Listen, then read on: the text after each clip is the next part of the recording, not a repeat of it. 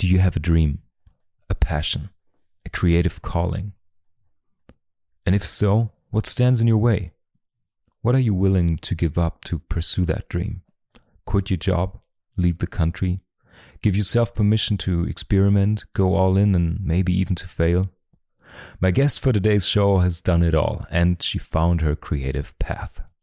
Sweeties, sweet spotters, and sweet people, how are you? What's happening? Are you looking for the sweet spot of your brand or your creative project? You've come to the right place. This is the Sweet Spot Podcast. I'm your host, Marc Suess, and today I talk to Sam Stokes, singer, songwriter, and founder of the record label Lilac Records in LA. We talk about her creative journey, what it means to follow your inner voice, what it means to be purpose-driven, even if that means to leave all securities behind. We of course talk about her latest projects, the recently founded Lilac Records, a label for music production, but also other creative expressions such as poetry or art. Sam's mission with her label is to capture a record of a moment in time. What that means and how she does it, you're about to find out in this episode. Sam has a fascinating creative hero's journey, and she's a great inspiration for all artists, creatives, and entrepreneurs listening. So please enjoy my talk to Sam Stokes. Welcome to the Sweet Side. This is the Sweet Spot Podcast with Marc Suess, investigating entrepreneurship, purpose, and the creative life.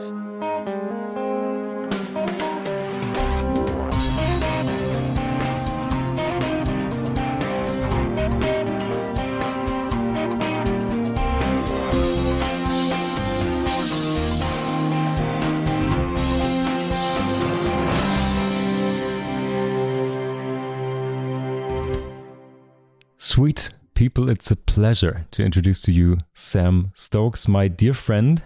We met in Karlsruhe, Germany, actually 7 years ago. We will come to this story. And now we're actually talking between Hamburg and Los Angeles. Hey, Sam. Hi, Marc. How are you? All good? I'm very well. Thanks for having me on the show. Sam, if I think about the first time we ever met, because if we get back together for an interview like this, I always have to remember the first time we ever met. And I think it's 7 years ago now, when I was working back then in a creative agency in Germany. And one day you walked into the creative team room and you were just like, hey, I'm Sam. I work here now. And it was very... I remember. Yeah. I think we had some kind of creative connection from the get-go. But I was like, yeah, what is this American girl doing in this small town agency in Germany? Do you remember that day? I absolutely remember that day. And I was like, what is this creative genius doing in this small town agency? I was like, no, literally, like you stuck out so much from that play. And I was like, why is he here? Like, and then I was like, why am I here? No. Exactly. Yeah, but You know what? The thing I found most impressive, and that's like the first big turning point or the first lesson I learned from you as a friend, I think you lasted for about 2 weeks. And then your inner urge, your flames were rising so high and you had this impulse of, you know what, guys, it's kind of nice here, but I'm going to quit this. And you actually lasted 2 weeks in this agency and then you quit, right? It was crazy. And it was a big turning point in my own journey as well, because I was trying to part of me going to that place was I was really fascinated to work there and experience that. But then I was also just trying to get out of a different place. So I was getting as quickly as possible. And I got there and then I was like, I remember literally sitting at my desk one day and I was like, this is not going to be a 40-hour work week or whatever. Mm-hmm. This is going to be stay here until it's finished. And I was like, well, what do I do if I have band practice? What do I do if I have a show? I was like, they're not going to let me out. And I was like, and then the other side of me was like, and there's someone who probably is killing to have this job and I'm not. So I was in the middle of like releasing my first album with the band that I had in Germany, which you helped me work on the cover art for. And I remember after 2 weeks, I was just like, I'm not called to do this. And I was like, okay, I still wasn't in a place to like fully follow the whole artist journey, but I was like, this doesn't feel right. And I was like, and so I remember actually, I literally walked into our boss's office after being there 2 weeks, and they were so nice. And I'm sure there was a lot of conversation about it afterwards, but I literally brought in the cover art and some of my music. And I was like, I'm so sorry. And I was just like, I have to tell you, I think I'm being called to do this. And I will not be a good employee if I'm constantly going to be thinking about lyrics and going to band rehearsal and, figuring things out. And I was like, I'm really sorry I have to do this. And honestly, to their credit, and this still sticks with me today, they looked at me and they said, if we could do what you do, we would do it. Hell yeah. And it was so honest, but it was like so emotional. We were so connected. And I was like, thank you so much for understanding. And like, I felt terrible, I was like, this is shitty. 2 weeks, they got me business cards, the phone, totally fine. Everything's set up. You know what I mean? And they're just like, I understand that this is like a process to bring someone in and train them. 100%. And this is really dumb, but to experience their, I guess, honesty and acceptance was like such a like nice human moment, Totally. So there's like two actual situations or two thoughts I have about this, because both of them stuck with me so well. If anyone else would have quit after 2 weeks, of course they would be talking. But after you quit, everyone was just like, yeah, we get it. Well, she's a musician. She's an artist. So there was never any bad blood or whatever. They were all just like, okay, now, well, let's do it on air. Wow. Okay, so yeah, I was kind of close with the guys back then. And even after, and we talked about it, and I think you told me before you even quit that you're gonna leave. And they were just like, we get it. I mean, she's great, but she doesn't belong here.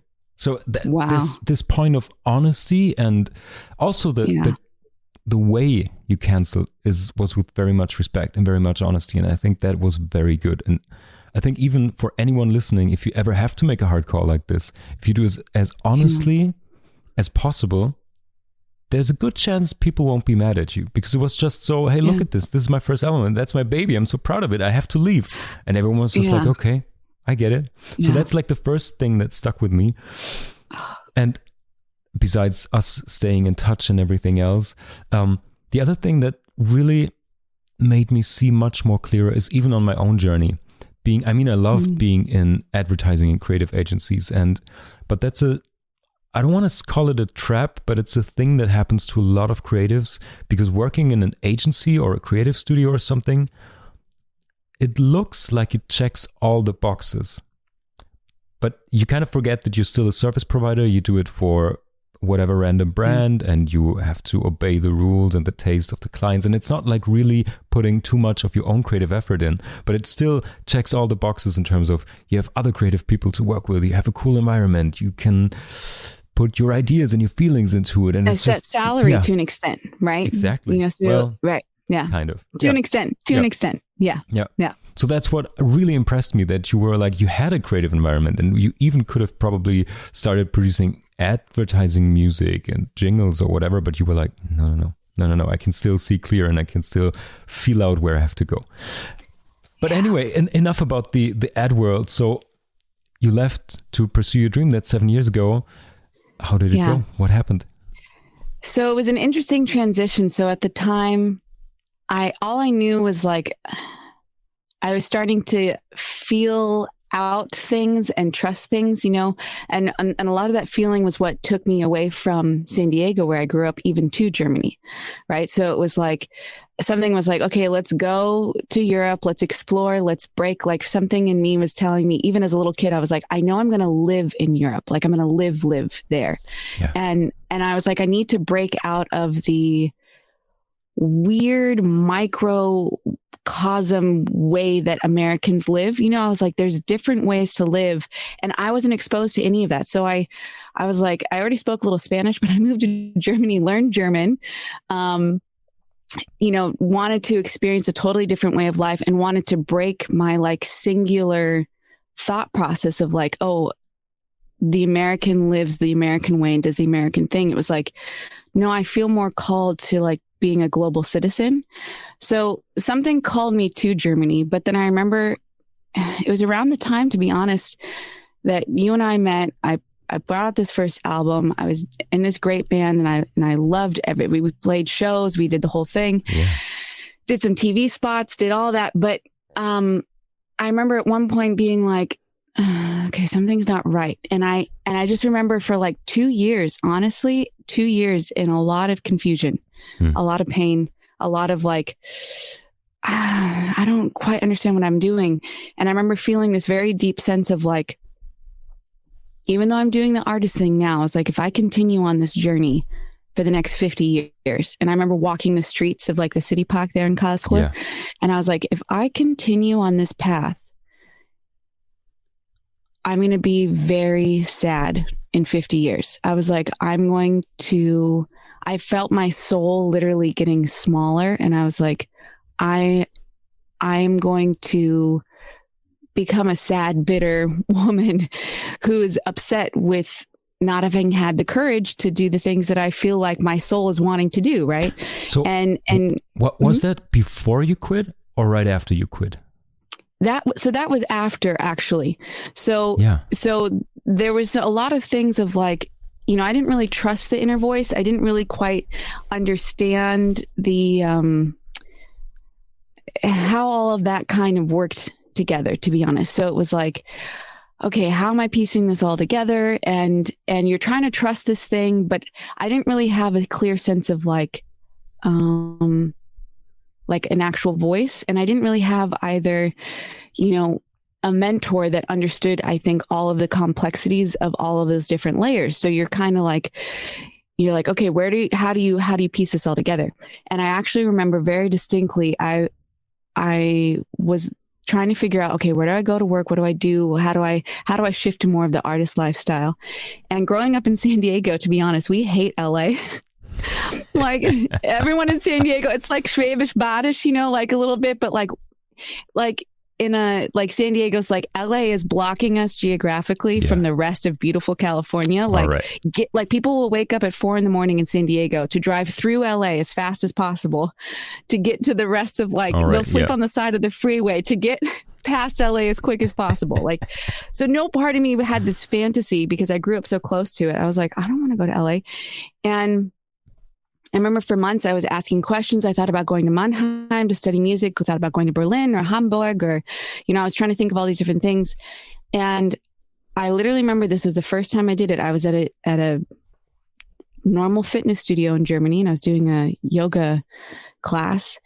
And in the middle of like the class, I was in this like deep meditation kind of thing. And literally, and I'd never experienced this before, I saw like 7 neon signs, like Las Vegas signs, you know, with like the neon lights, but they all said Los Angeles. And it was like, just go. And it overpowered me so much that it literally left me in tears in the middle of this like group yoga class. And I was like, but I don't want to go to LA, you know? And I was like, literally, I was like, I don't have that, like I know a lot of people in the world are like, what are you talking about? Like, LA is incredible. And I was like, I didn't have that. Like there was that fantasy wasn't there. And it was like, okay, let's go. And so I moved here 3 years ago, like right before pandemic, basically. So I saw a little taste of it before. Before we follow you to LA, there's one point that I want to dive into, because it's a feeling I shared, and I know from a lot of other creative people and entrepreneurs, they experience the same thing. The moment you break out of your comfort zone, or you let go of like the regular job, the 9-to-5 life, you say goodbye to the real world to follow your calling, or whatever you might name it. You said you were kind of lonely, and I think that's an interesting point to shed some light on, because that's what a lot of people feel. Because all of a sudden you let go of what seems to be very secure, what are ways that other people already pursued. So you have a lot of people you can look left and right and up to, maybe even, and now you do your own thing. You have to forge your own path and everything, and that kind of feels lonely. And to me, I mean, still today there are days where I like, oh wow, this is okay, what's next? It's just so purpose driven, and then you're just falling back to your inner self, to what you just called your inner voice. We're gonna have to talk about this a little bit more, and you have to build up the trust to just follow that and not do like what mom and dad did, or your friends do, or colleagues did, or what's the freaking industry standard or something. But how did you overcome this loneliness, or where did you find the strength to push through, even though you felt lonely, and before you had the epiphany in the Las Vegas yoga class? Honestly, it was like what I started to, and I didn't piece it together till like literally maybe last year, the year before. But what I felt is that me being out of alignment with my purpose, right? With my journey, with my purpose on this earth, me neglecting that and doing something that was not in alignment with that, I physically started to manifest like ailments. So like, I remember like the last year that I was in Germany, I literally used 30 sick days. And because I was literally like, I would rather be a little sick so I could stay home and do music or something than like go and do this other thing. And I was just miserable. And I was like, there was, mixture of depression, I think a little bit in there too. But I was just like, I can't do that. I was like, I literally can't continue on this path. And I was talking to someone one day and they were like, this kind of thing can develop into like an ulcer, right? You can grow a tumor if you literally are fighting against your purpose on this earth, right? If you are, and I think we all know, and it's that thing that we go back to when we're a little kid. I think we all know that like little inner truth inside of us, but sometimes that thing can feel impossible, or it feels scary, or you feel alone, or you get a lot of pressure, right? From everyone around you saying, oh, this is what you should do. And you should follow this and you should do this. And you're like, okay, well then I for me, to be quite honest, actually, one of the big reasons why I even was so, a little bit resistant with all the music and artistry stuff was my mom actually grew up in LA. She was an artist in LA. She's an incredible singer, incredible artist. And I remember her telling me stories as a kid of like the concept of the casting couch was real. If you want to get a gig in LA and a lot of those bigger scenes, it was like, if you were a female artist, you had to be okay giving a blowjob. You had to be okay. Like that was just kind of the expectation. And for me, I remember being like, oh, well, I don't want that bad. So I was sure. Yeah. Which I feel like is okay to feel, and I was like, oh, I genuinely felt like I would rather not set myself up for that. And so that was like that inner conversation, that inner voice having that conflict. And me too, to be quite honest, there was an actual huge shift in LA, which I, found out about later, but it actually opened the doors and changed that dynamic to allow, I think, this next generation of specifically female artists to be expressive, to be intimate, to be sensual, to be completely expressive in safer spaces, right? Yeah, 100%. Yeah. So you mentioned two things. One thing reminds me of the book you recommended me, which I got, is The War of Art, because they talk a lot about the resistance, what you just mentioned. And that to me was such an epiphany, because having a creative force within you, however that might come to light, but it's such a conundrum to feel like I really want to do this, and at the same time there's so much pressure. I can't do it. I can't face the canvas. I can't fucking touch the strings of a guitar today. What the fuck is wrong with me? That's all I actually want to do, and there's so much pressure and heartache just looking at the instrument or whatever. And that's the concept of resistance that they probably describe a million times better. But anyway, I'm going to put that book into the show notes for all the sweet people listening now. They have to check it if they don't know it yet. Yeah. It's so good. It's so good. And it's one of those books that like, I just lent it to a friend, to 2 weeks ago. She already read it and she gave it back to me. It has a banana stain on it. And she was like, I'll buy you a new one. And I was like, no, this is meant to have banana stains on it. This is meant to have coffee stains on it. This is meant to, yeah. I was like, no. This book is meant to, and I was like, you're supposed to read it once a year, because I think it's one of those books that, like, as an artist on your journey, depending on where you're at, it is going to hit you completely different each time you read it. Yeah, totally. And it's a short, easy read, you know? Yeah, absolutely. And I think, well, I want to circle back to the inner voice, because what you said about the sickness and the feeling sick part of this journey of finding your expression of your inner calling and the purpose, I experienced that too. I talked about it before in the German episodes of this podcast, because I founded a company and it was going along great for like a year, when slowly the romance and the creativity and the garage founder spirit wears off. And then you find yourself being maybe a creative soul, but you are stuck in a position of CEO and financing and managing HR, all that stuff.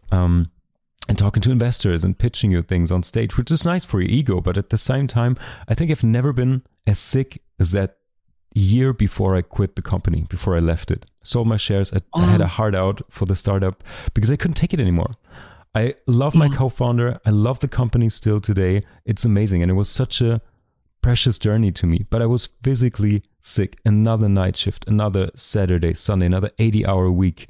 And it was just, I lost purpose. It's not about him. It's not about the company. It's not even about the whole business thing.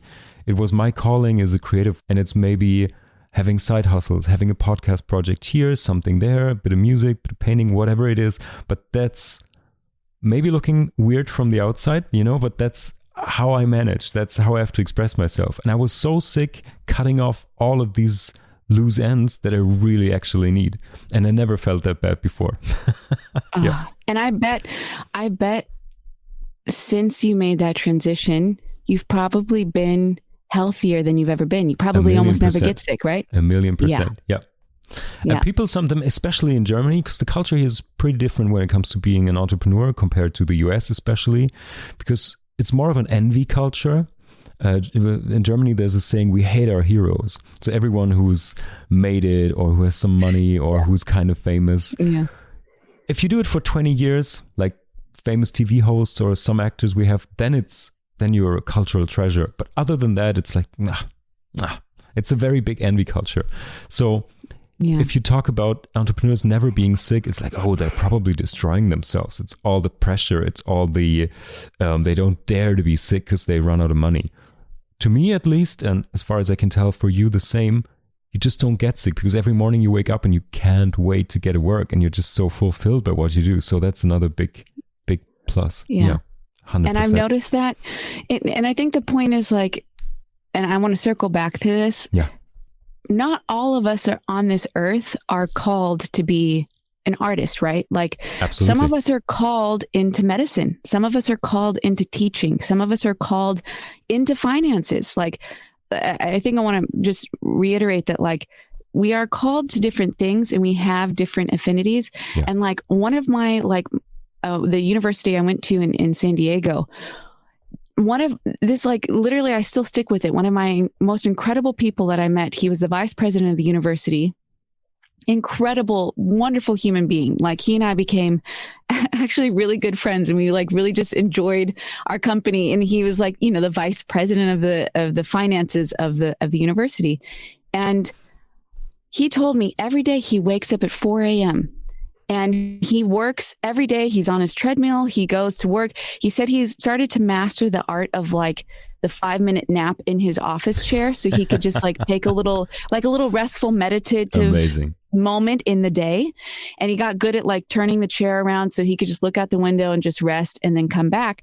But he was like, I literally haven't needed a sick day in 6, 7, 8 years, and he was just like, get it, because he is completely in alignment what he does, right? And I was like, oh, that's really interesting. So I just wanted to circle back that like the moral of the inner voice isn't all of us are called to pick up a guitar and learn music, even though yes 100%. I think that's very important. We have different callings, because it's so shiny to be able to call yourself in whatever creative profession you might have.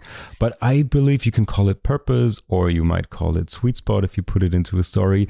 But that can be being a mother, or being there for your friends, or having a little Schrebergarten, like this tiny garden compartments that you can rent in Germany. And I think you can find fulfillment in your calling and whatever resonates with your inner self. And that's your thing. That's totally fine. It doesn't even have to be a career choice. So, but Absolutely. Talking about the inner processes, I really want to know more about following your inner voice, because that's one of the big things, big topics that we always, when we talk, we always come back to the inner voice and how it guides us and how we can maybe make sense of it. So let's start at the beginning. Can you remember when you first became aware of this thing we call inner voice? I think as kids and things, I think a lot of us, dude, you look so fucking cool right now. He's like smoking a cig with his Corona beer. I'm like, I want to go sit there. I'm getting on a plane, Mark. Wait for me. Well, it's evening in Germany. You just had your first coffee. It might be a good disclaimer to say there's an actual important time difference here. Yeah. It's not my breakfast. I just looked up. I was in my like meditative state. He's just like, yeah, all right. Sorry. That just like totally got me. No, I mean, I think like the inner voice, right? I think to an extent, and I think each of us have different relationships with it. I've heard a lot of folks say that, women in general are blessed with that like intuition, right? It's like part of that caregiver nature. It's that connection with the emotions, right? Even something as simple as literally like women have to get used to where they're at emotionally and psychologically based on their cycle, right? So every month there's that process of like just checking in, right? So you're just like, okay, wait, why am I reacting this way? Is it because of this? Is it because of this? So there's like, I think in some ways there's an unfair disadvantage, right? Amazing. Yeah, totally. That women can be, I guess, intuitive is the word, right? But the inner voice, I think, is something different. I think it's something that's like, and it's it's a longer journey, maybe developing that relationship. And I'm totally still in the middle of developing that relationship, right? And it's the balance between, there's a difference between like your inner voice and you hearing, some people call it like, what's it called? Like the small you, right? Sometimes it's called like if there was like a little person just like sitting in your heart that was like, I know. And it's like trying to like do all these things to tell you and be like, no, don't stay there. What are you doing? Da, da, da. And a lot of times I think we can have that conflict because we're like, no, I'll be fine. I can do this. No, I'm okay. No. And you try to rationalize against this thing here that's like, and it can be so much louder than the rest, right? Absolutely. Sometimes and it's like, you know what picture I take away from it? Do you remember the Teenage Mutant Ninja Turtles? They had this villain, Krang, who was just a walking little squid-like brain. And he sat in the center part of a huge robot behind glass. And that's like the image I take away from it. Your intuition can be fucking loud and steering the whole rest of you. Yeah, totally. It does. And and the thing it'll do is it's like, the more, again, back to the other, like the physical manifestation, the more, if you don't listen to it, it's like, fine, you're not going to listen to me. Great. I'm going to make you sick. Great. I'm going to pull you out of all these things. Right. Because you're just really upsetting me and you're not doing what you're supposed to do. Right. So it will get its way one way or the other. And, the inner voice, I think what I used to do, and that was like my inner voice knew, I think really early on, hey, you got to go to LA and pursue like music stuff, right? Like you got to do this. This is what you have to do. Like, I think it knew it even before you and I met, right? Mm-hmm. Like there's that little thing that's like, it was like, okay, you're meant to go to Europe. You're meant to go to Germany. You're meant to do this, but like, you're only supposed to do this for a little bit of time. And then you got to go to the next thing, right? Yeah. You got to like, you needed this journey, but now you got to go to LA. Important detour. Yeah. But I spent 2 years challenging that voice, which is also part of the journey, right? Sure. So there's no neglect. But what I started to then take away from that was I was like, what if I just trusted it? what if I just literally listened? And if it was like, hey, here's this thing, you know, and it's like, oh yeah, okay, I'm going to just do that. And so trying to create shorter distances between that thing that we know. And it can be sometimes, honestly, the inner voice is something as little as like, I think I told you this actually when I saw you in September in Germany. This is a very small, short story, but it was a good, I think, example of like what this looks like. So I had a gig in Munich in September, and which I remember we texted and talked about on my drive home from Munich. Yes. But when the night before I was going to go to Munich by train, right, in September of 2021, the night before, I remember going to sleep and something was like, hey, get a lot of good sleep tonight because tomorrow something weird is going to happen with the train. And I was like, okay, whatever. And it was like, okay, just go to sleep, get some really good rest, whatever. I wake up and I start getting all these messages and things. And it's like, hey, this train is late. This is going to be delayed. This is going to be a problem, blah, blah, blah. And I was like, okay, that's fine. All right. It's going to be late. That's okay. But part of me was like, and I had to perform that night. Yeah, so I'm like, okay, I built in a buffer, like it's going to be okay. So I get on the first train, everything's fine.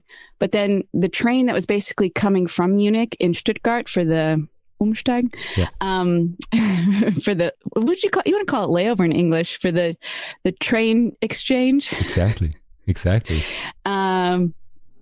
It was late, like an hour late. And so I'm standing there in Stuttgart and it was like, okay, how am I going to get on this train? Like everything's going to be, it's going to arrive late to pick me up and it's going to go. So I was like standing at the Bahnhof or whatever in Stuttgart. And I was like, okay. So my inner voice in this moment was saying, well, go check a rental car. So I go check a rental car. All of the rental cars are gone. And I really had to go to the bathroom. And I was like, I have to go to the bathroom. And the inner voice was like, no, just wait until you get on the train. You can go on the train. And I was like, but there are no trains. And it was like, just wait until you get on the train. You're going to go on the train. I was like, okay, fine. And I'm looking around and there's no trains. And I go and ask someone from like the Deutsche Bahn. And I was like, hey, I got to ask you, is there any train going to Munich that's going to, like, I had like the fast train. I was like, is there any train that's going to be like, that's going to go to Munich, whatever.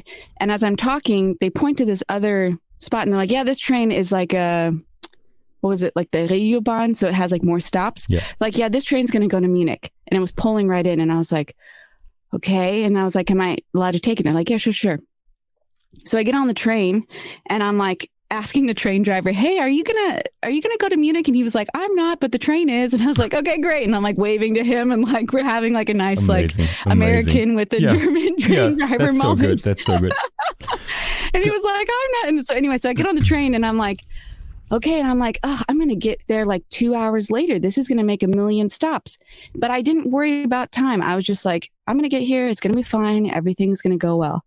And I really believed that. And I sat down next to this super nice guy and he watched my stuff. I went to the bathroom, everything.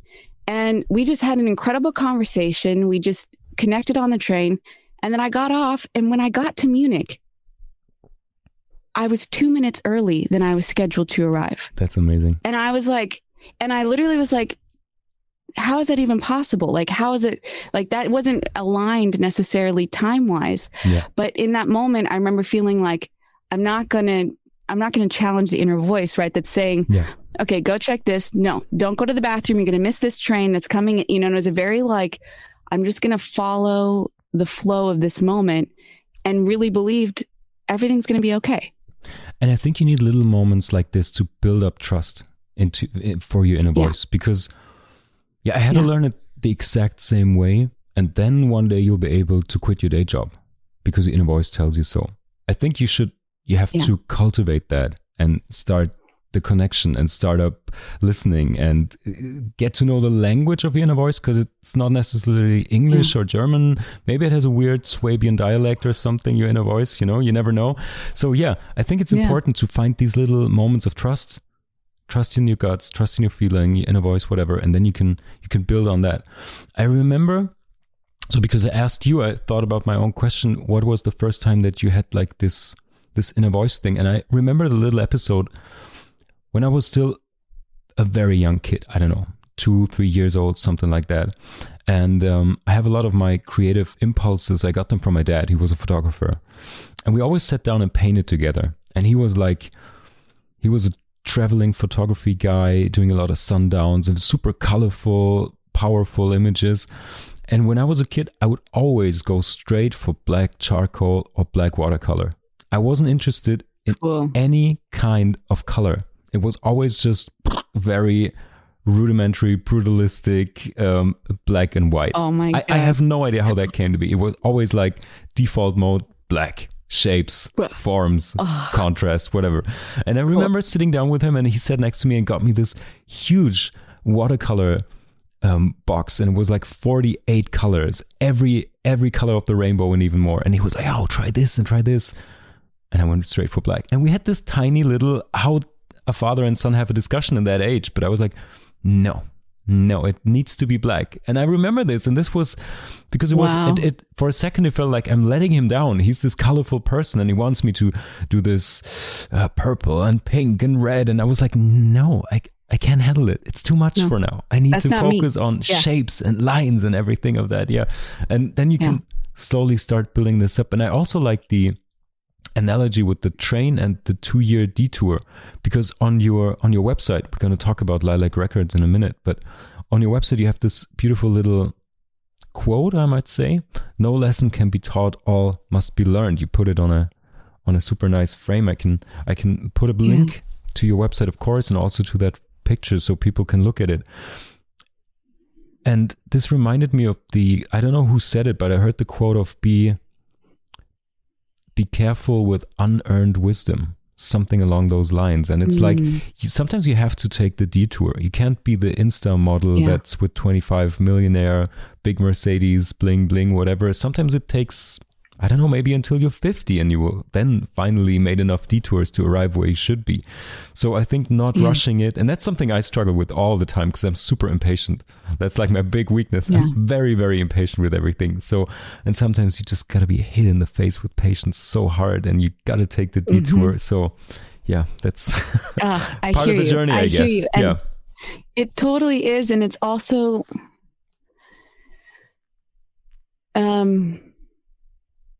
even the 25-year-old, right, with the bling bling and the millionaire and whatever, she or he, right, they're going to be on their own journey and their own like reconciling with their values and their system. 100%. That's going to come, but maybe it comes for them when they're 70 and they're like, what did I do with this life?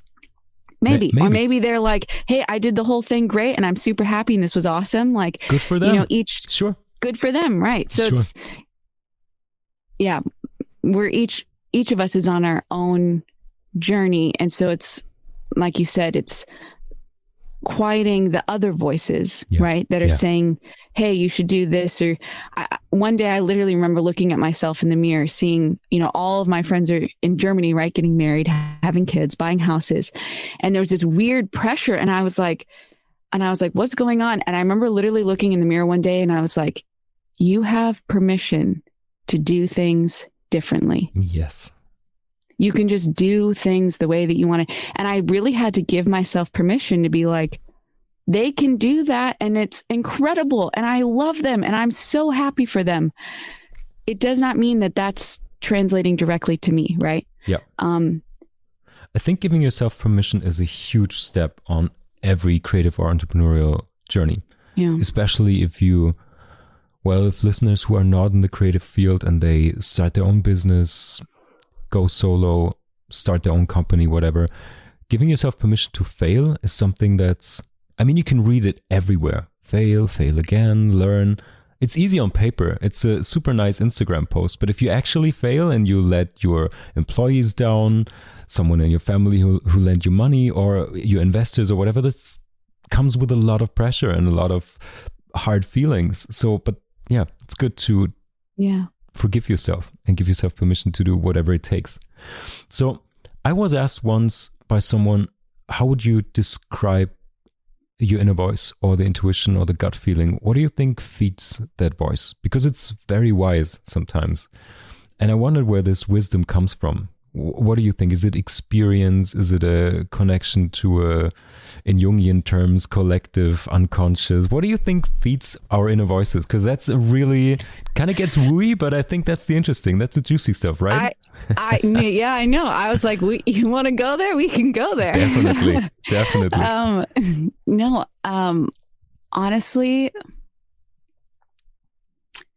this is my understanding today. Right. So in 5 years, my understanding might be different, but my understanding today is that I believe in a way we come to this earth already with a soul that has lifetimes of experience. And we come to this earth and I believe that in a way we select our parents, right? We say, who do I want to go to teach me what I need to learn? And we come with a sense of like, this is my purpose. I'm going to this earth. I'm going to go, I'm living this experience and I'm going to experience all of the aspects of that. And for the sake of that soul learning, growing, expanding, right. And learning those lessons within the lifetime, and then it repeats in a different way. And I think, you know, I'm sure you have, and I think to an extent we experience this with each other, but I think it explains that feeling when you meet someone for the first time and there's that moment where you're like, oh my God, hi, it's nice to see you again. Where have you been the last 500 years? I've missed you. Like, what have you been doing? Hey, what's going on? Like, and it's that like an inexplicable, like you meet someone and you're just like, oh my God, there you are. I've literally been looking this whole planet to find you. Hi. Yeah. What's been cooking, right? You know what I mean? And I think to an extent, like that little inner voice, right? The best way I would describe it is it's like, I feel like it's that little soul that's all knowing, that's like connected to, like you said, the higher consciousness. It's connected to, it has no ego, right? The ego, I believe, in a way is like our bodies, right? The ego is the thing that's very important. It keeps us alive. The ego is like, hey, I live and die with your body. I cannot let you get hit by a train. I cannot let you walk in traffic, right? I cannot, because when you go, I go with you. It has its moment. It had its moment. It has its moment, definitely. totally. And the soul is like, I don't care. Like, whatever. Yeah. I'm like, I'm going, man. Like, I am continuing on this journey with or without you. Mm-hmm. Like, so the soul is like, hey, we're just moving through this together.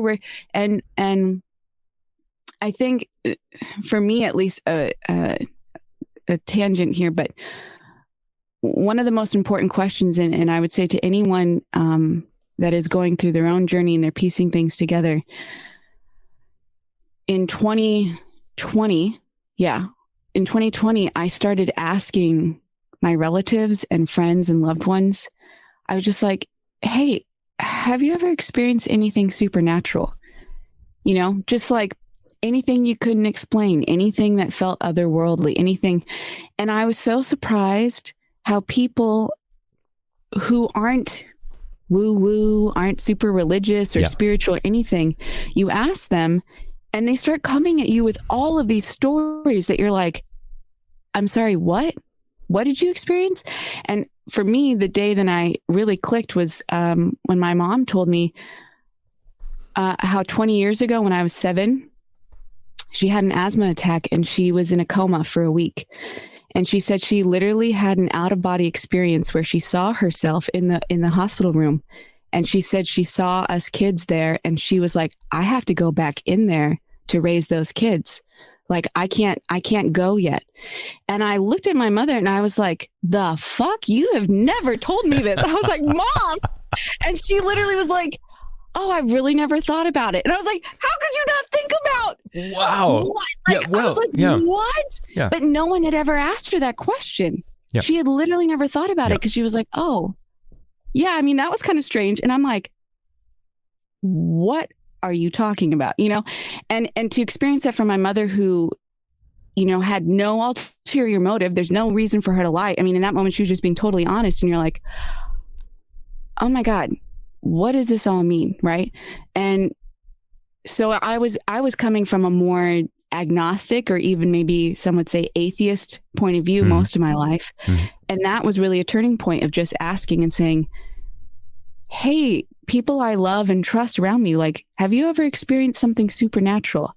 Yeah. And when it doesn't become, crazy people on the internet, right? Crazy YouTube things, when it's like people and love who just share something, you're like, wait a minute, that inner voice, right, is that thing that is in a way all knowing.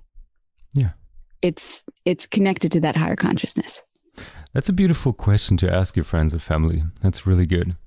And it's funny you say that, because I come from a similar background. I'm also, being in my teenage years, was super agnostic, atheistic, because my parents were super wooey. My dad was an old hippie photographer guy, smoking some weed, long hair, wearing Indian saris and everything, and he was into Hinduism, reincarnations, all that stuff. It was like the best of worldly spiritual religion stuff you can ever imagine. Oh my God. Yeah, and so I remember growing up, my punk rock anarchy phase was like, you know what, screw all that. If they would have been like super traditional Catholics, I would have maybe gone all hippie spiritual. But since they were so open to all of these concepts, I was like, you know what, I'm a total atheist. There's nothing, rationality. Until you open up, or I wouldn't say I'm a per se spiritual person today, but at least you have to acknowledge that there are some things, you might call it inner voice, intuition, creative consciousness, however you might want to call it, or whichever concept you can sign up for. May it be Carl Jung, may it be, I don't know, the Bhagavad Gita, whatever you choose, whatever poison you pick, so to speak.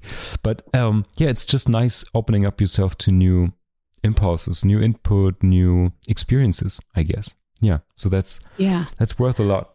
So, but let's get back to I want to tie these two things together, because I want to know now, today, you are an artist, you're a singer, songwriter, producer, you just founded Lilac Records, which we're going to talk about later.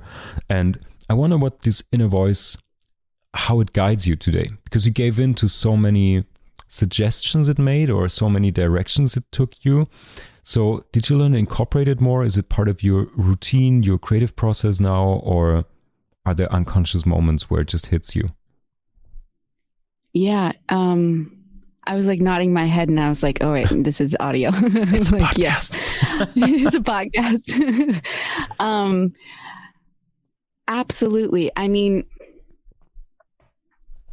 it is so incorporated, right, in not only the creative process now, but in the decision-making process too. So, like I remember driving, I literally remember driving the exact moment I was driving the Todeskreis in Karlsruhe, if anybody knows what I'm talking about.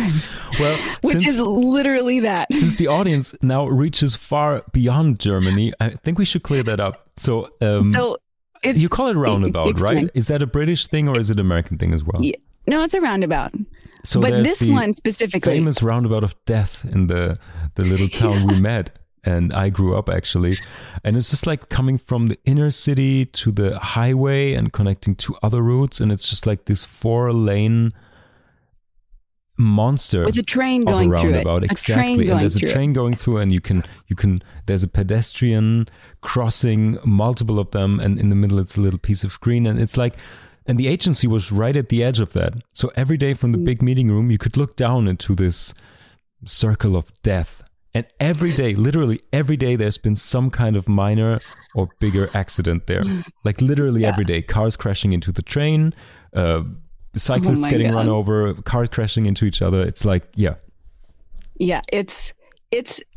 it's historic. Even friends that would visit me from like other countries, when they would come visit, they'd be like, exactly. Who designed this? And I was like, I don't know. What the fuck Obviously is someone that? who wasn't German, because it doesn't feel like it was a German concept. I was like, they let an American come in and design this one roundabout. You know what? I think if we would have this person here right now, he would probably say it was a conflict of his ego, like, I'm an architect. I'm a builder. I can do this. Anything work. Let's make the biggest and craziest roundabout the world has ever seen. And he didn't listen to his inner voice like, dude, that's fucked up. Just separate the trains from the cars, like all over the world. Yeah. Easy. Maybe that's a good example. Yeah. Exactly. But back to the inner voice. So I literally remember the day driving through that, and I had some sort of vocal teacher in Germany who was great. She's lovely. She was incredible. But I was like, why am I just singing scales and chords? And like, I felt like, I was like, this is not, again, this is nothing against her, but I was like, this is not what I'm looking for. I was like, I'm looking for a mentor who understands all of my artistry, who's like, hey, I understand what you're doing vocally. I understand what you're doing lyrically. I understand what you're doing musically. I understand your whole brand, your image, your look, your feel. Yeah. Like, I understand this whole thing, and we're going to help. Like, I'm going to help you sound like you. Right. So I thought this like 5 years ago in the circle of death. And where you usually contemplate life. I just remember that. I literally remember like getting stuck in that. And, you know, I mean, maybe there's a metaphor for that, but just being stuck in that and just being like, this is not what I want. Yeah. And lo and behold, like, you know, 3 years after that or something, I was in LA, and through just a series of different events, I stumbled on my mentor and very close friend, Robert Max, who literally is one of the most incredible, like, geniuses that like I've ever met, who's able to, he helps with artists in their artist development, but he was like, hey, here's what's working for you and here's what's not working for you. And I was coming with such a like ego driven, like strong, like I know better kind of like, this is, and I was trying to follow things that were working for other people. It was like the exact wrong approach to all of everything. And it was just about a lot of bad programming that I had just collected over the years that I had to unlearn. And he was so gracious, and he was like, no, I see the thing inside, but like, you got to like work some stuff out. And so we would have sessions and I would work on stuff. And through that, it was like this feeling of, you know, not being stuck in like, oh, I have to like make this perfect lyric, right? I have to sit with a dictionary. I have to labor over a lyric. You know, he was very big on the like, no, creativity is spiritual, period. It is intimate. It is connective. It is spiritual. It is transcendent. And he was like, whatever's going on, let's figure it out. Right. Mm-hmm. Mm-hmm. And that was very foreign at the time, you know what I mean? But it was like, okay, how do we get this inner voice connected to the whole process, to the whole decision-making process, right? And what that looks like, I would say now is, let me share, I guess, this like intermediate step. So about a year ago, I wrote another good friend of mine. Now he's a good friend, but he was a stranger before. His name is Augustin Beriel. He's an incredible visual artist. He's one of the artists featured on Lilac Records.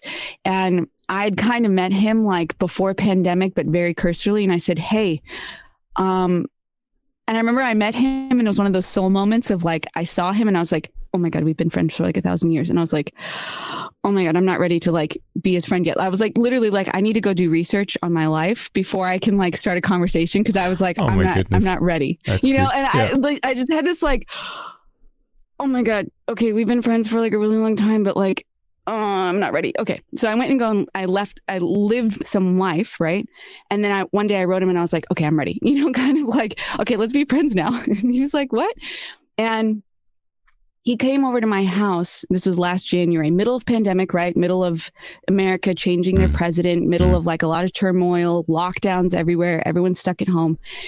And he comes over and he was like, hey, I just have to tell you, I had a meditation last night and I just received this message. And he was like, it said, the reason Sam sings is to heal her past. And I was like, and this was 10 minutes of us like talking and meeting. And he, in that moment, had no idea some of the trauma that I was healing from very recently. And it hit us so strong that like he was crying, I was crying. We're like hugging in my kitchen. And I'm like, what is going on? And I was like, you don't understand how connected and like relevant that message is to me, like right now.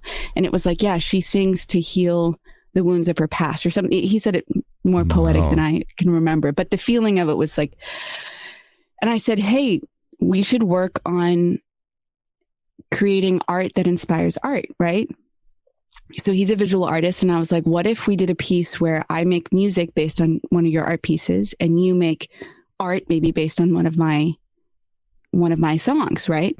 So we kind of started off with this, and there's this art piece, which I can share with you as well. It's this beautiful, he has this like very unique digital artwork style. And it's this almost like alien woman standing in a sunflower field, and she has a blindfold over her eyes, but there's one eye is open, and then there's two other little boy aliens kind of following her. And I was looking at this and I was like, I don't know what to write about this. Something about it calls me, but I don't know what to do for this musically. And then I was just kind of playing around, and it was the first time I was playing guitar, and I heard what I wanted to play, but it was beyond my skill level. So it took me a few days to learn what I was hearing. Yes. Because I was like, okay, I hear it, but like my fingers aren't there yet. So I had to practice it. And then the lyrics came, and they came so strong that I didn't understand what they meant. And I was like, okay, I don't understand what this means quite exactly. But I recorded it, and the whole thing just came out. And it wasn't until later that I understood what the message was, right? And that was the first time I ever experienced anything like that, where it was like this creative thing is coming through you faster than you're able to comprehend it. And I remember you describing something similar, which is what like made me so obsessive and in love with your piece, The Three Muses. I think all of your pieces in general, but seeing The Three Muses, I remember you describing something similar. Yeah, 100%. So quick disclaimer for the sweet people listening, because they probably know me as the design guy and the podcast host. I sometimes pick up a brush and paint a little bit on the side. So like a fucking madman genius. like pause everything. Like he showed me a picture on his phone, and I literally for a week kept seeing it in my brain. Like, so cool. Sorry. Thanks so much. Hate to cross that path for you. No, that's absolutely fine. No more rules. Incredible. Let's open all things up. So yeah. I was talking on this podcast before it switched to English. So if any one of you can listen to this thing in German, listen to it. I was talking to artists from different fields, musicians, voiceover artists, and other creative people over the last year. And whenever it came to how does your creative process work, what inspires you, even in the entrepreneurial sense, like people who founded a startup that's now a couple of days short for the IPO, all of them describe this process where, okay, you need to commit to your craft. You need to be a well-trained vessel, so to speak, that if an idea comes to you, it kind of evaluates if you're not worthy, but if you're capable of putting it out there. So otherwise it may go somewhere else. So it's just you have to be prepared for whatever hits you. But if you ask any creative person who's committed to it, they will all not be willing to take full credit and maybe even full responsibility for whatever they did, because there's always this little spark of, and then it just happened. I was just jamming, I was just painting, I was just doing whatever. And I think you can experience this in all forms of output that you commit yourself to, even if you're a founder. Some founders I've been talking to, they were like, oh, and I learned to code these things or do UX UI design, and I always wanted to do something on my own, and then it just hit me one day, there is a problem I can solve. It's rarely any successful like big successful entrepreneurs that were like, oh well, I scheduled it all on my business plan in my second semester of studying economics. Rarely the case. So you have to train your craft, you have to be open, and then if you're lucky enough, you might get hit by whatever it is, right? Absolutely. So I really appreciate that process. And you're absolutely right that literally is in any field, whether you're a gardener, whether you're in IT, whether you're in marketing, whether you're an inventor, and I think the hardest practice for me in this, and the thing that I am still working at and encourage everyone to address, is the intentional act of sending your ego for a walk, right? Because the ego is not only the thing being like, I'm so great, like, look at what I just did, right? The ego is also the thing saying, well, I don't know how to do that. Why can't you do that better? Wow, you think that's really good? Like, it's also that self-doubt. Yes. And it's the thing that just gets in the way. And it's like, and I've literally had moments where I'm like, leave, go for a walk. You can talk about all of this later. You can do whatever. 100%. Like, I'll need you later, but you are not helping me, which is, I think, to be quite honest, why a lot of artists, right, or creatives, when their physical form, let's say, is not sober, right, from whatever, or maybe it's super tired, or it's, when the ego is softer, a lot of times right in the middle of the night, it's when that creative in thing has a window to come in, because it's like, oh, okay, cool. Okay, the ego went for a walk. Okay, great. They're gone. Okay, let's go right now. Like, now's our chance, right? Exactly. And the moment that we start becoming self-aware in that process is when things get wonky. 100%. Yeah. And it can, in my experience, it can go both ways. It's like okay, I think I need to paint maybe on a bigger canvas. Oh man, no, bigger. Really, that's going to be expensive. That's show off. That's whatever. And it can go quite the other way if you have a music idea and it's just your voice and a ukulele and that's it. No, we need to overproduce this. We need choirs and beats and all of this. And you can literally just ruin the idea with whichever turn your ego takes. Yeah. So the last thing that comes to mind when we talk about this, it's something that I completely can't understand, which is like science and math and physics and all that stuff. I'm really bad at this since school days. But what I really appreciated is when I found out that people like Albert Einstein and others, at the end of their career, when they were like on this Faustian journey through the knowledge, through learning and acquiring more knowledge and becoming professor, doctor, whatever, and coming up with theories. And at the end of their lives, a lot of them, Stephen Hawking was one of them, Einstein was one of them, they all became kind of spiritual because they grasped something that was so much bigger and so inexplicable to them that was so amazing. So they're like a fucking physicist who's in numbers and logic and relativity all his life. And then at one point he's like, I think there's something at least spiritual out there, some creative whatever energy that forms this.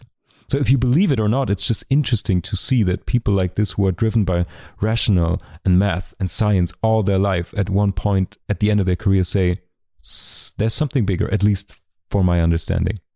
Absolutely. And I think it's such a weird time that we're in that we think that those two things need to be separated. Yes. Like, I don't know what happened in humanity, because I don't think, when Galileo or when Socrates or any of those, I don't think they were like, oh, you're religious and you're a scientist. Like, what are you doing? I think they were just like, no, I can humbly acknowledge a connection to all things, right? I can humbly acknowledge that there are things that I don't know about, right? I can totally accept that. And also I'm understanding some of the ticks and the ways that things work here, right? And it's almost like in music, right? If you wanted to translate the same thing, right? It's like you can play music and shred on the guitar and never know what the chords are called, right? Exactly. Yeah. And someone at some point said, well, we should name these, right? And that's kind of the same thing with science. It's like, yeah, we can all live with all of these atoms and all of these things around us, right? And physics and quantum physics and everything. But like someone then said, hey, let's just give this a name, right? Let's give that chord a name.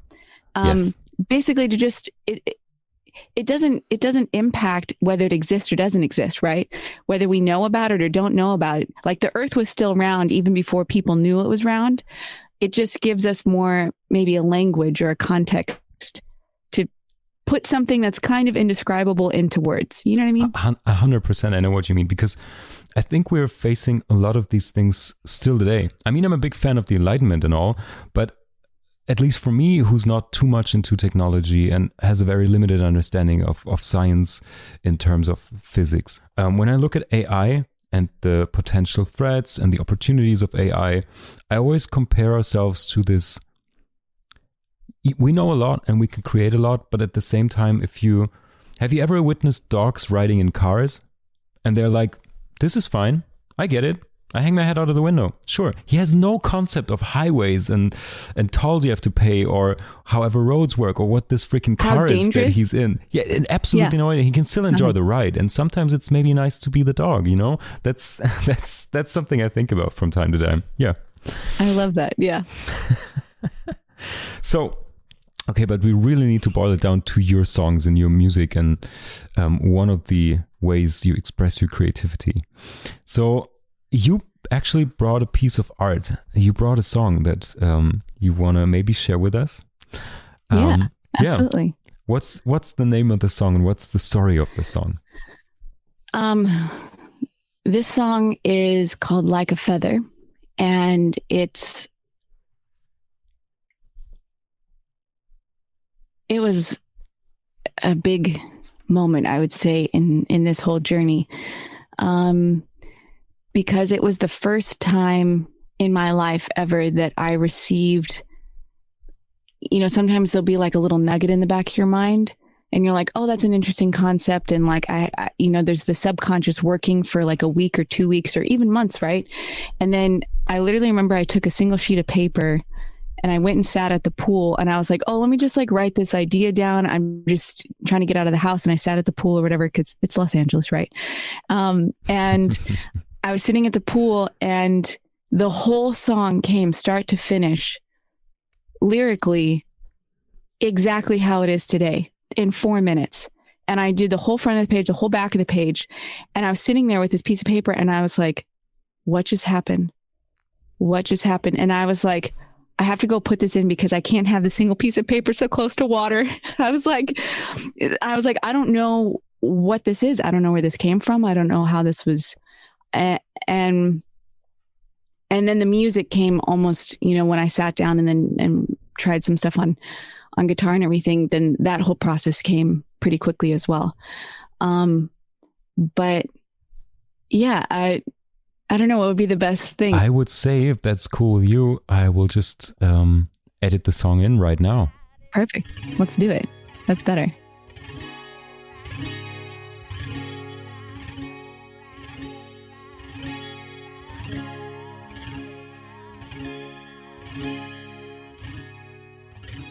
Like a feather fall from an empty sky, no bird inside you. No, it's a sign trying to show you the light. Like a summer breeze sings a melody to ears only those that tune can hear. Like a sunset that never fades into an endless moon that never rises. It's love united. It's love enlightened. It's love alright. It's love alright. It's love alright. It's love. Like a message sent from a long lost friend. The moment they enter your consciousness, like a stranger who's always had your back, fought wars beside you, in lives beyond you. It's love united. It's love enlightened. It's love alright. It's love alright. It's love alright. It's love. Like a summer day that never ends till unexpected it rains rains again and again and again and again and again and again and again and again and again and again and again and again and again and again to break the heat, just as you saw it on repeat,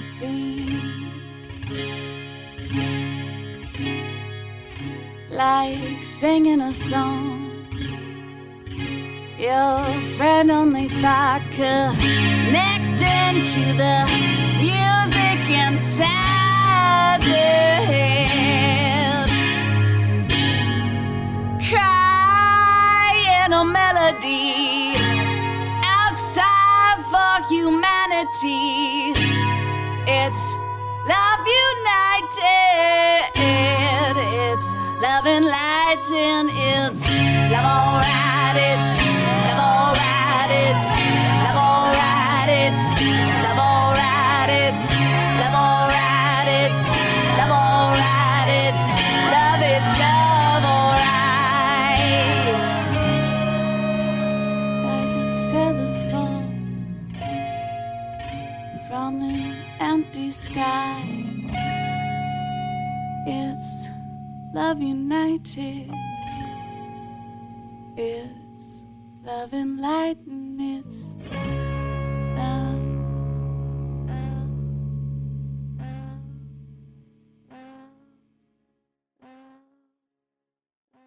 I love that song. I remember the moment you showed me that song. That was when you went to Germany for a gig in Munich.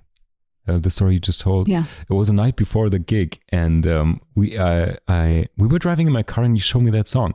And I know a lot of your music before, but this was, I think, up until today, who knows what's coming, but for today, this is my favorite song of yours. It has just something resonates. I really love that song.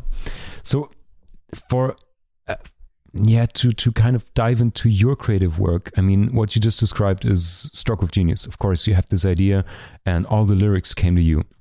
Is this usually how it goes, or is there an order of things or a stage you got to put yourself in so to be open for this process to start? Or is there anything you can share with us for people who want to get more in touch with their creative flow? I would say, like, the thing that, at least for me, that I am accepting is, I think there's this weird phobia with, like, it's in English, it's called like writer's block, right? There's this weird phobia with, like, oh, something is like stopped, right? Like, oh, it's not. And it's like, I found a lot of calm and ease and acceptance with all of that, because I was like, it's allowed to come in phases. It's allowed to come in waves. So like the week that Like a Feather came, 5 other songs came that week. I mean, it was like, it was wild. And then I spent the whole week after that just recording. And so I did that. And then I was working on some songs. And then basically after I came back from Germany, I ended up building here now, my first studio here in LA, getting all the things set up for Lilac Records, doing all that. And I really didn't get any creative flow after that. But I remember sitting with myself and just being like, this is okay. Because I was like, I'm just so focused on this different thing that I need to be doing right now. It would almost make me upset if I was being hit with 5 songs a week and I didn't have the capacity to capture them, to work on them. Yeah. So in a way I was like, okay, this is fine. Like I'm not being like, I'm taking care of some like human life things, right? I'm like getting things set up, taking care of, to create that space to be able to like really fall into it. Right. And I think sometimes I'll say this, I did not love myself necessarily as much as I could have in those times. 'Cause you're like, I'm so disconnected and like, this doesn't feel like as good. Right. So you're like, oh, like this doesn't, I feel like I'm cut off from like your own life source, but it was also saying like, I know it's not disconnected. It's just, it's on a pause for right now. Right. So I think we do have those. Yeah. And we have those waves. And in this past week, like another 4 have just come through where I'm like, okay, right, I get it. We're all right. Everything's open. We're going. Let's do it, And, I think that's just, the flow of the whole process. So my mentor compares the muse to sex. Yeah. And it actually is very similar. We always joke about it, but I'm like, yeah, that's pretty much it. It's like, and maybe the male orgasm was a little different, but the female orgasm, right? If like a woman's like, yeah, I'm going to have it right now. Yeah, let's like right now. Okay, right now. It's never going to work. You know what I mean? Like that's just, it doesn't flow that way. Right. But if the woman is like, and I'm being very rudimentary here, but like if the person is like, I'm just surrendering myself completely to this moment, whatever this moment is. And they stop thinking about, oh, I want to have this desired outcome. Oh, I'm trying to strive for this thing. If they're just like, I am here and I am connected to you and I'm making love with you. And like this moment is like the most sacred thing on the whole planet. Something good might happen. You know what I mean? Like, yeah. If we circle back to Jung and the archetypes, I mean, muses are always portrayed as women. So I think that is, you can find some kind of connection to the at least female approach to sensuality.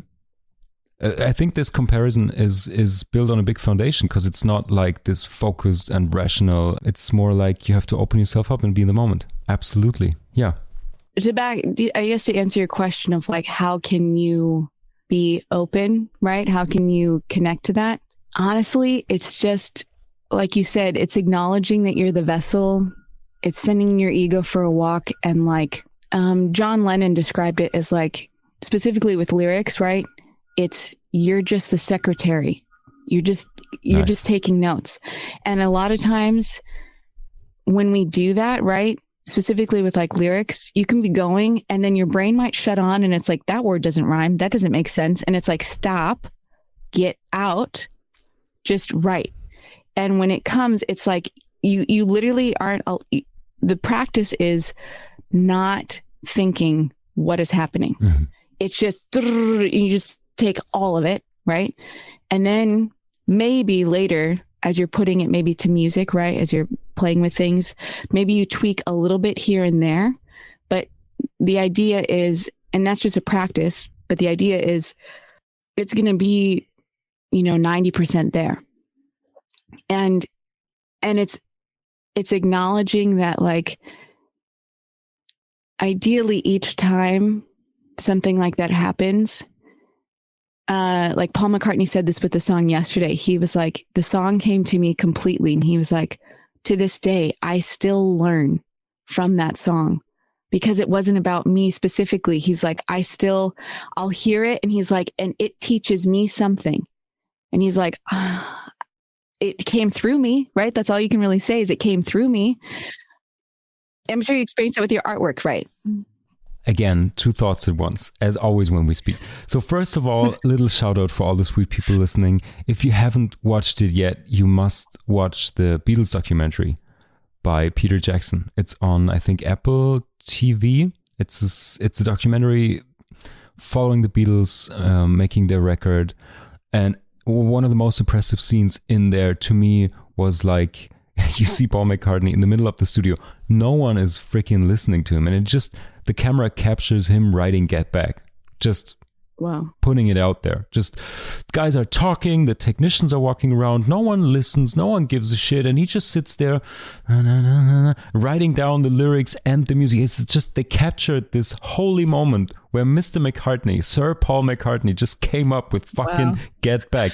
And it's so, and I love that it's so, in a good way, unholy. It crashes and crumbles this sacred, weird, abstract, don't touch me process of creative work. So I think just as you explained it, opening up, being in the moment, being present and being prepared, I think this is when you talk about creativity and creative techniques, it always comes down to these weird little habits and practices. And I remember two big things I learned on my humble creative journey so far. One of it was my first guitar teacher ever. He gave me an amazing tip. He said, don't put away your guitar. If you want to become good at playing guitar, it's not about sitting down, making it a huge appointment with yourself to practice. Just don't put it in its bag. Just let it lean against your bed frame or your desk or wherever. Just have it sit there. It's going to attract you. You're going to pick it up like 4 times a day and just play 2 chords or a little riff or just play with it. And through this playful approach, you have spent so much more time with the instrument and getting better at it and getting to know it. And I still, up until today, I do this with everything I want to learn. If I want to produce podcasts, I build the freaking studio inside my living room, or I put my huge canvases inside my dining room. So it turns into kind of a no more living but more creative working experience. But that's amazing. That's how I love it. And I still, for me, up until today, whenever inspiration might strike you, you need to have it at hand. It's not like, okay, I need to build up this whole setup to channel the inspiration, because then you get caught up in ego and rational and, okay, which cable goes where, and it's gone. It's going to be gone way too quick. And the second thought is something I struggled with over the past 2 years, because I started morning pages. I know everyone listening will be like, oh my goodness, Marc, you're starting morning pages since 2 years. I'm really late to the party. I know, but what are morning pages? Seriously? You don't know that? Yeah. It's a creative practice from the book, The Artist's Way. And it's just, you gotta, first thing in the morning, well, second thing, I get a coffee first, sit your ass down, or you go back to bed and write how I do it, and you journal 3 pages. No judgment. Wow. And this is freaking hard. I was working as a copywriter. I write a lot for advertising, for brands, for stories. The editor is always in my head while I'm creating, which is not a good place to be in. I know that. But the morning pages really make me face this demon of editing while creating. It has to be, you got to create intoxicated and edit sober is what they say. But maybe it comes down to what kind of personality you are. Maybe you're Thomas Mann or you're Charles Bukowski. You never know. Maybe you have to get up at 6 a.m, go into your garden shed and type away for 4 hours straight and be super disciplined, or you approach a more laissez-faire way of it. Yeah. I was curious. I know what morning, like I know what that concept is. I think I hadn't heard that as like a term before. Oh. But so that's why I was curious. But I think maybe we were talking about this last time we talked, but I love what you're describing. And I remember, I think we talked about this, but maybe someone else, but I remember distinctly asking a bunch of my older relatives, and I said, hey, what was your favorite decade you ever lived in? I was just like curious, because I was like, what we think about is like different. And I was like, what was your favorite decade? And they all had like different answers. And some of them I was like, a lot of times our favorite decade is also connected to our youth, right? When we physically felt our most attractive, our fittest, our strongest. So I was like, okay, it might just be the youth, right? But my aunt said it was the 70s. And I was like, what? And she was like, yeah, it was the 70s. And she's like a ballet, like dance, like she doesn't strike me as like a 70s hippie type of person. So I was like, what do you mean? And she said, everyone journaled. And I was like, what? She was like, everyone had a journal. Everyone was journaling. She was like, the conversations you would have with people on the street was incredible, because the place that they were, how connected they were to their thought process, like the things that they were also therapeutically, like working out, she was like, it was incredible. Like it was all, she said it was a completely unique time to live in. And she remembered when that then stopped. And so I love hearing what you're describing, and everyone should journal at the end. No. That's a hard journey, because as I said, it's like, don't judge yourself in writing. And if you can't come up with anything, write down you can't come up with anything for 3 pages. Something will happen. So yeah, that's a good practice. Do you find, if we're allowed to peek and get insight into your journal, do you find that it's, is it thoughts in terms of like daily things, maybe people's discussion, or is it more largely philosophical thoughts, or is it creative story writing, or, do you ever find a channel in which that journal will take you? For now, I'm on and off with these things, to be honest. But for now, it's all over the place. You have to know that I never wrote a diary or journaled in any other way. It was always writing for a project, for a client, for something else. It was never, well, in my youth, I wrote short stories, but it always had it was always a creative endeavor, and it always had a a direction to go. Oh, that's the story I want to tell. That's the sound of voice I want to play with. That's the character I want to describe. For whatever reason, I was always more playful in talking, like jamming, telling stories, whatever. So right now my pages are all over the place. Sometimes I recollect the dreams I had, if I had some. Sometimes it's about projects that I'm working on, and sometimes it's just an inner checkup, like what's going on with me, where am I right now, but it always ends up in more clarity. And I barely make it through the last page, to be honest, which sounds like I'm advertising for it way too much, but that's really what's happening. I can barely make it through the third page ever, because it starts me off so much. It's like a nitro injected pedal to the metal kickstart into your creativity. Each and every morning I do it. I don't do it every morning, but it's like, wow. I can't wait to finish that freaking third page, because it's like, okay, that's what I want. Oh, that's a good, and that, okay, I have to get up and do things now. Yeah, so if the pages themselves are merely a tool for me, but they really work. Oh, I love that. Yeah. Okay, let's turn the page of our conversation, because we have to talk about the sweet spot, at least in your career right now, because as you just said, you recently founded Lilac Records, which, if you hear it for the first time, might sound like a music production studio, but it's so much more. Sam, what's Lilac Records? So, this was one of those inner voice decision-making moments, right? It's an LLC, which is like, I think everyone would know what that is, but I remember when I came to LA, it was like this thing of, what am I going to do? Mm-hmm. And I was open to acting, modeling. I did comedy, I did improv, I did all these different things.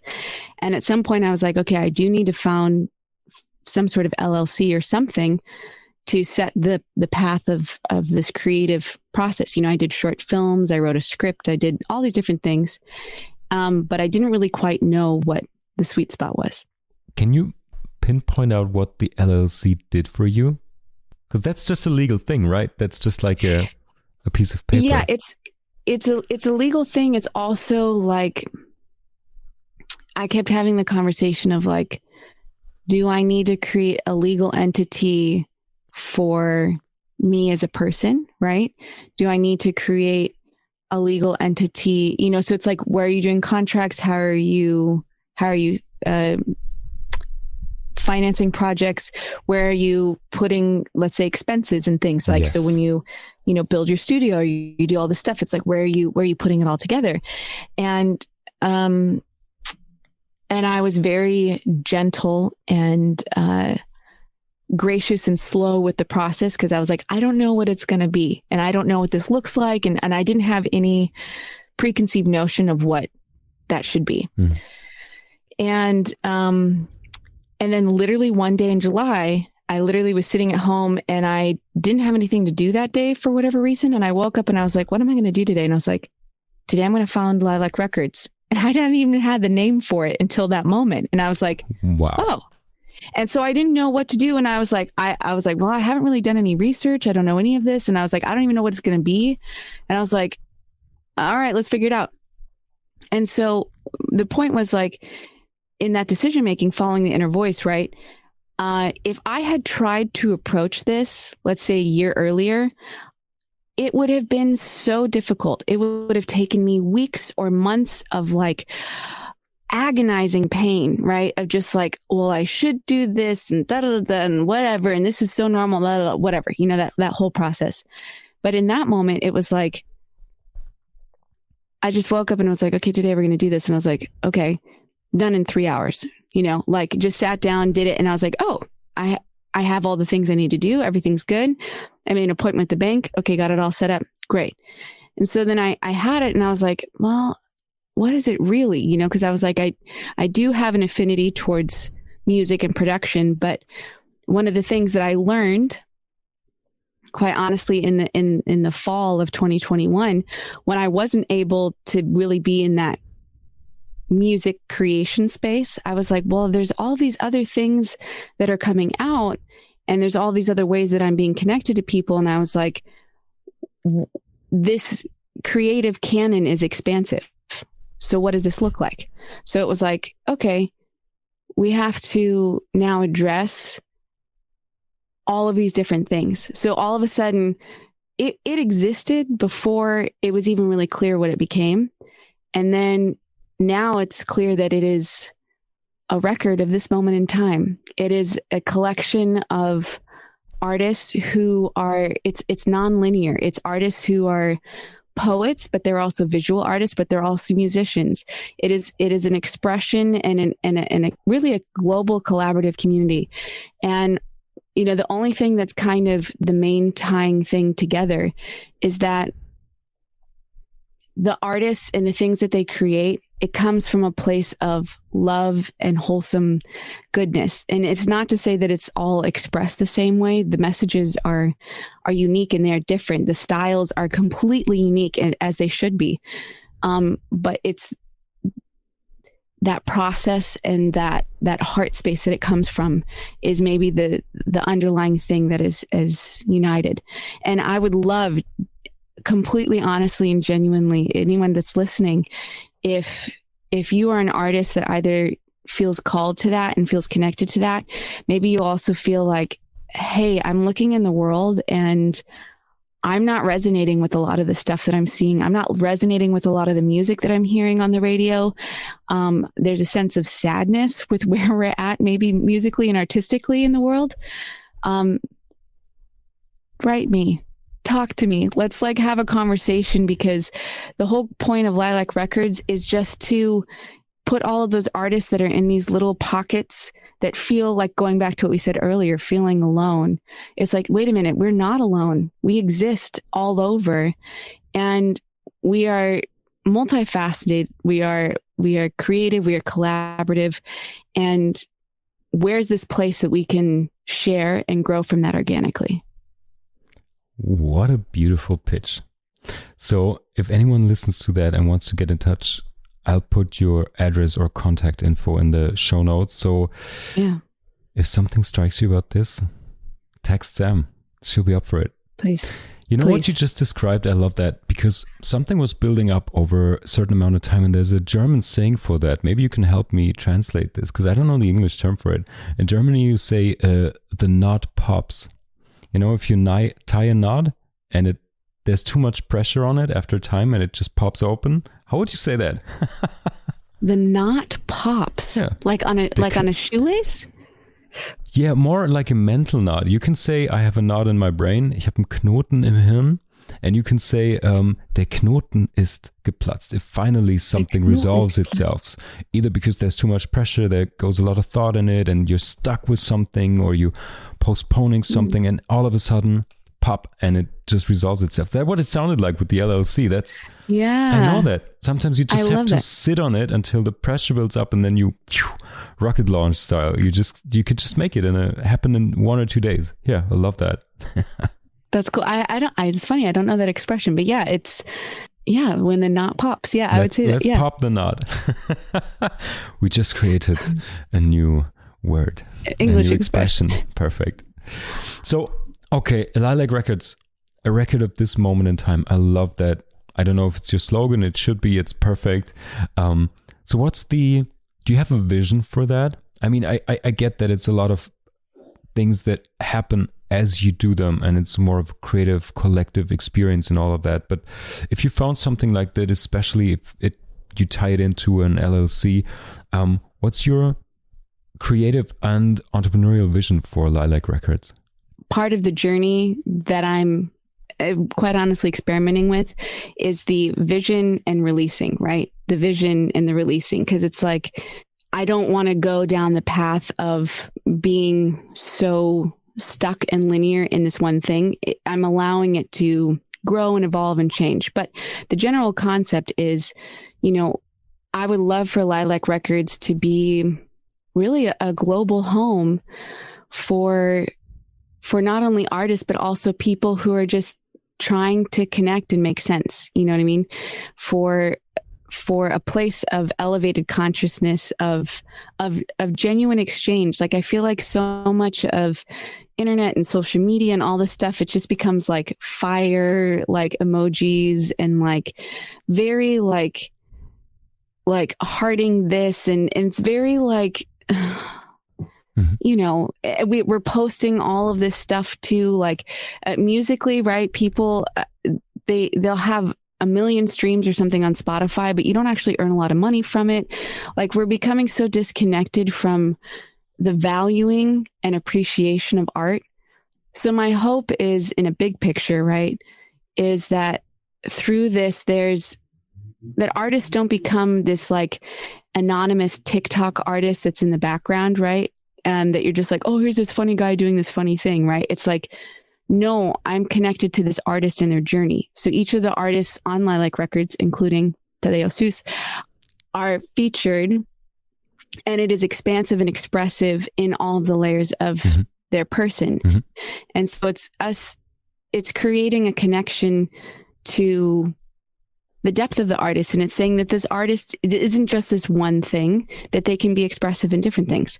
So, you know, for now, anybody looking at the website, there's a mixture of some of the artwork and some of the concepts from myself, as well as other artists. But the goal is for it to eventually really feature not specifically just Sam Stokes stuff. Like, that's just a portion of it. But ideally, I would love for it to grow, that it's mostly featuring other artists, that it's mostly just a place to just say, how do I describe this? Like, musically, there are some songs that hit you so hard that you literally have to pull your car over while you're driving, because you're like, oh my God, this song changes my core of my being, right?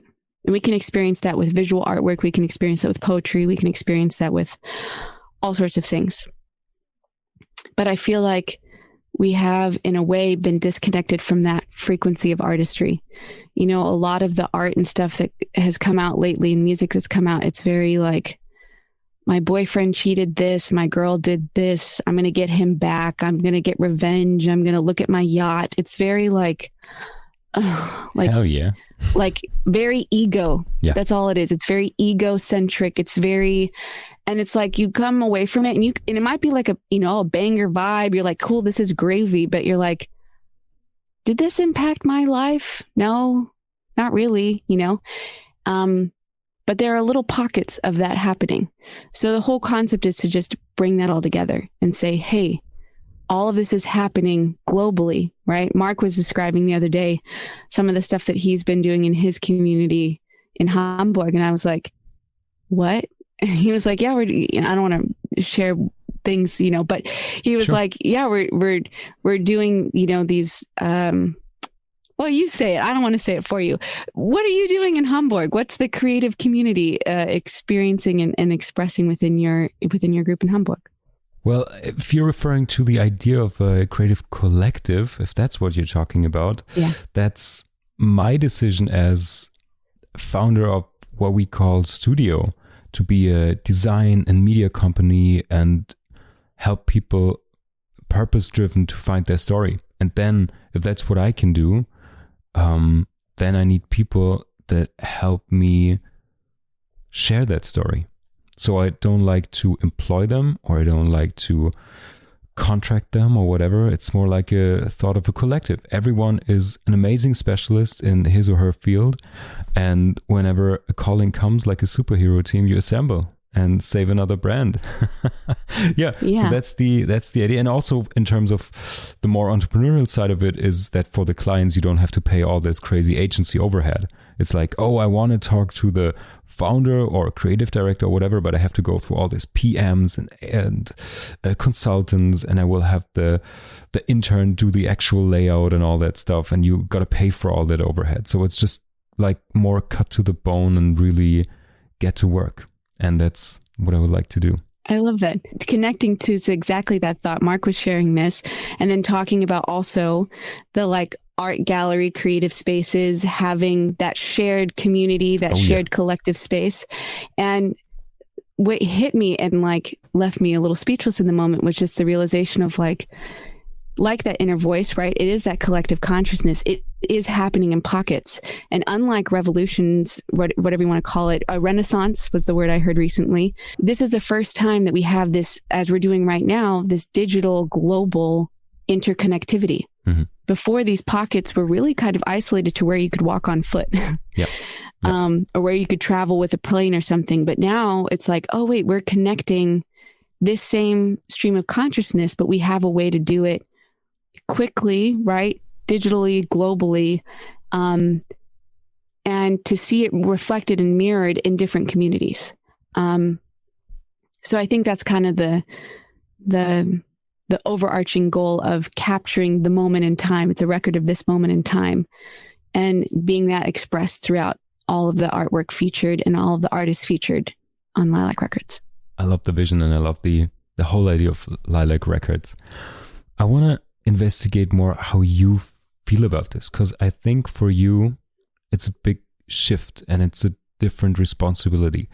Just the other day I had a talk with Johann König, who is probably the most famous German gallerist, and I talked to him about the process of curating artworks and artists and what's the reason for him to approach them, what he's looking for in terms of vision of the artist and purpose and the quality of the artwork. And you also just talked about the frequency of artists and artworks. So if you have to pick people to collaborate or bring together or invite into the Lilac Record space, what are you looking for? Because I'm pretty sure you're not going to have the money, fame, bling, bling TikTok influencers on your platform. Is it a very emotional thing? Do you draw from the unconscious part of your decision making, or how do you pick artists or people to collaborate with? At the end of the day, it's like a lot of it has to do with like, why is the artist creating? Like, why are they called to creating, right? Why are they called to, like, what's their intention? What's their purpose? You know? So like a lot of artists, and you experience this maybe more in LA, but I think you experience it a lot of places. A lot of people are like, oh, I want to be a singer because I want to be rich and famous. And I'm like, okay, goodbye. You know, like if that's your intention, like you'll make more money being a realtor. Go be a realtor. Yeah. Like you can still buy a fancy car and you can still get Botox and you'll sell more houses, but like get out of like the creative artistic expression. Right. Yeah.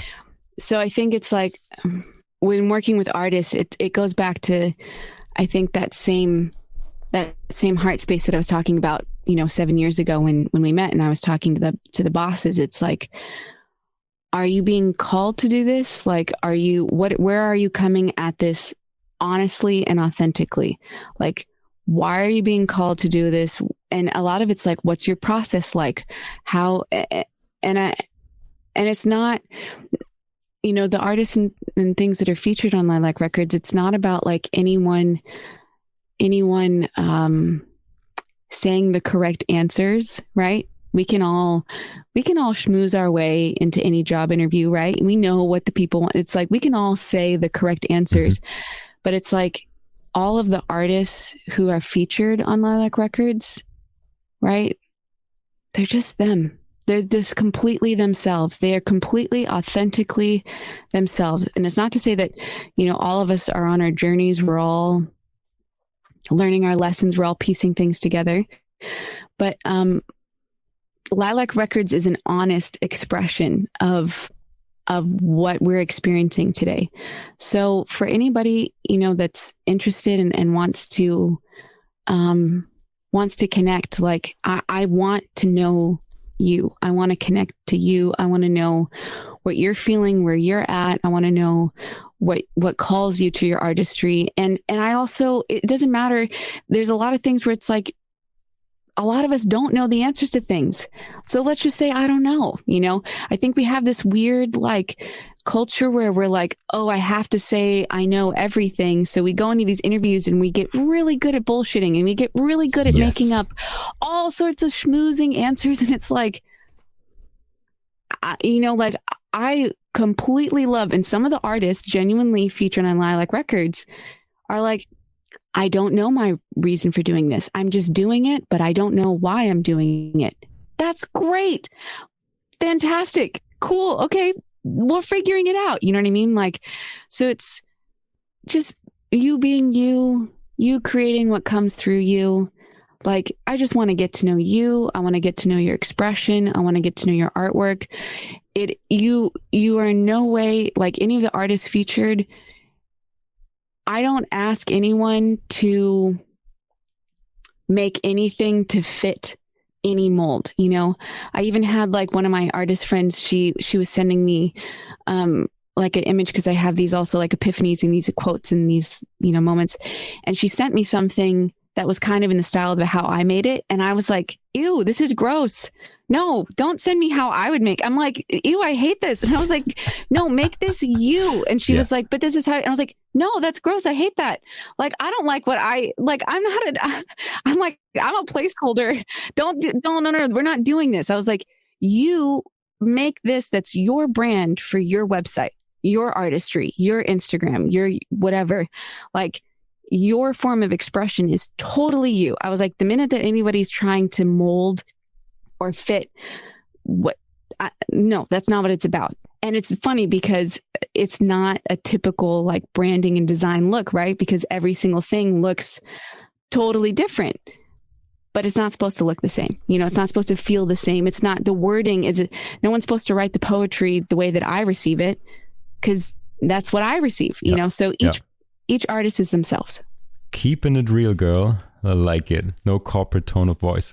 And also what I appreciate is you're addressing this, as you did before, a kind of a toxic belief system when it comes to creativity or creative work, because also due to the change in media consumption and shortening things down and putting it into highlight reels of your own life or your alter ego, it looks like art happens on only big stages, shiny gallery openings with big contracts and all of that. And the beautiful, dirty, tiny, struggling nights and days and years, they kind of get worn out or washed out of the whole narrative. And that's, well, if you can't sign up for that, you will never sign up for the big opening night. So, and I love that that's the DNA of your company or Lilac Records. Yeah. I only have 2 more questions left. The same 2 questions that I ask all of my guests.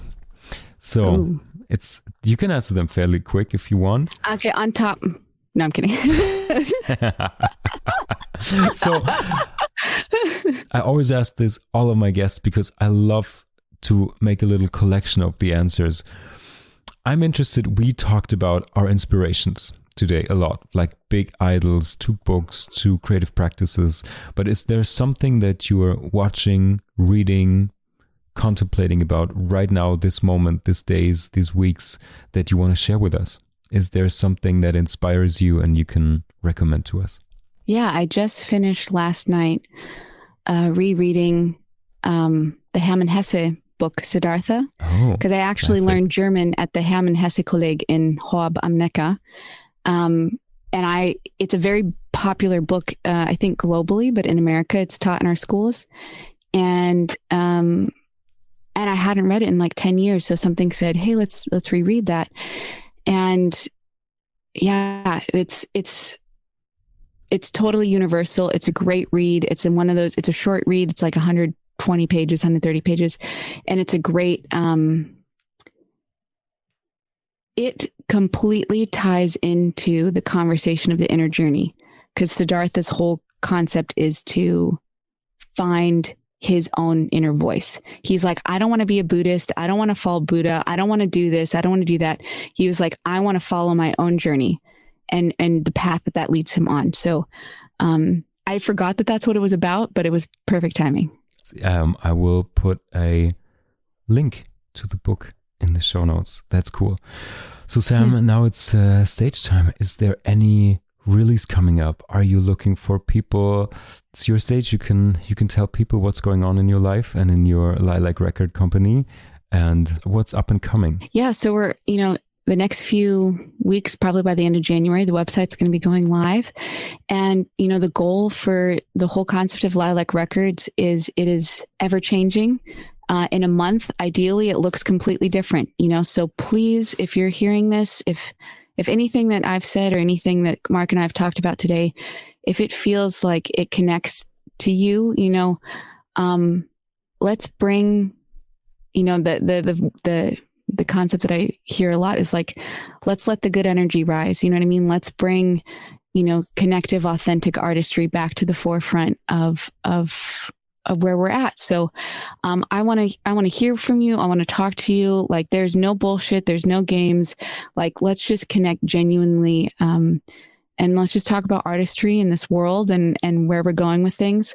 So I would love to hear from you. I would love to expand. I would love to grow all of this together. And yeah, I have 3 albums that I'm working on at the moment. One is my solo project. One is a collaborative project with my dear friend, Casey Abrams. And then one is a collaborative project with my dear friend, Emma Loon. So those 3 albums are coming out probably earlier in the beginning of this year. It's been a funny time for musicians with touring and releases and all of that. So there's a lot of planning, replanning, planning, unplanning, planning, replanning, but we're going with the flow. And let's just put some good light in the world. That's what Lilac Records is about. And let's connect. And so I want to share with you, but I also want to hear from you. So please, feel free to reach out and, let's do good things. What a wonderful note to end on. Sam, thank you so much for this talk. It was a pleasure having you on the show. I would love to have you back one day. I think there's so much more to talk about. Good luck with your releases. And I hope a lot of people get in touch with you and Lilac Records. Thank you so much, Marc. Thank you so much for having me on the show. So excited. Even though we could have done the whole thing in German, it's fun that we're all in English now. So this is perfect. This is so cool. Thank you so much. Anytime. Then I say, auf Wiedersehen. Tschüss.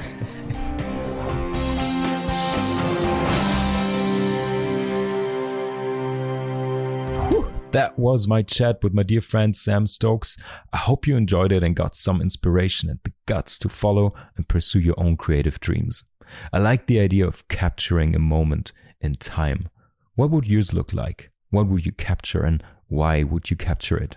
Food for thought for this week. Next week, I'll be back with legendary German designer and artist Eike König. He's the founder of Berlin-based design studio Hot and a renowned artist blurring the lines between art and design. That's it for this week. People, take care, and I'll hear you on the sweet side. This podcast is produced by Sweetspot Studio. New episodes each week, wherever you listen to your podcasts. If you enjoyed the show, leave a rating and subscribe to never miss an episode. Find out more at sweetspot-studio.com.